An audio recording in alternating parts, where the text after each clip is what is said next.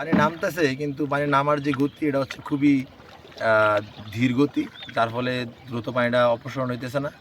আশা করি আগামী 2-1 সপ্তাহের মধ্যে অথবা এই দিকের অবস্থার কিছু একটা উন্নতি হবে। আমি আসিফরে বলবো ওই দিকে দেখানোর জন্য, যে রাস্তা ছিল ওই দিকে আস্তে আস্তে রাস্তা ছিল, এখন কি অবস্থা দেখেন। ধরে রাখা সমুদ্র জলাশয়টা ওই যেদিকে যাবে গেলে ধরে কথা দেখা যায়। আসিফ তুই বেশি কাটছিস না, বেশি কাটছিস না আমি আছি, ঠিক আছে। আরো কিছু আমরা ব্যাকওয়ার্ড একটা জায়গা হ্যাঁ তো আমরা একটা সিফার জায়গাতে ছিলাম ব্যাকওয়ার্ড জায়গা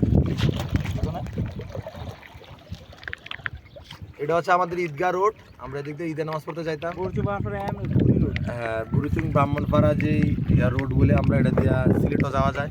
আস্তে আস্তে আস্তে আস্তে আস্তে আস্তে আস্তে আস্তে উঠতো না এটা আমার কারণে আস্তে আস্তে আস্তে ঢেউ আছে, ঢেউ আছে। পুরা সাগর মতো অবস্থা, আস্তে আস্তে আস্তে চাপ দিয়েছে। পুরা সাগরের মতো অবস্থা, পানি আর পানি। আমাদের এখন রাস্তা ব্যবহার করে যাইতে হবে। যে পানি এই নৌকা রাস্তা দিয়ে চালাইতে হয়, মানে ক্ষেতের মধ্যে নৌকা চালানো যায় না, এত পানি। আমি আসিফে বলবো যে সাইডটা দেখানোর জন্য, আস্তে করে দেখা আছে পানি।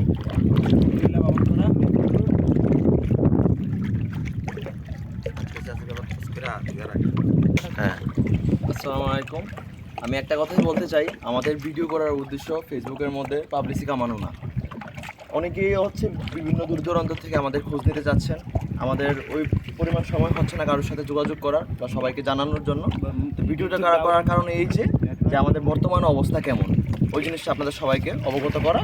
আর হচ্ছে যে নেটওয়ার্কের ইস্যু আছে, কারেন্ট থাকে না, সেই বিধায় হচ্ছে আমরা সবসময় ফোন রাখতে পারি না। আর এইসব কাজের ক্ষেত্রে তো আপনারা সবাই জানেন যে ওই ফোন ইউজ করার মতো সময়টা ওই সময় আমাদের থাকে না। ধন্যবাদ।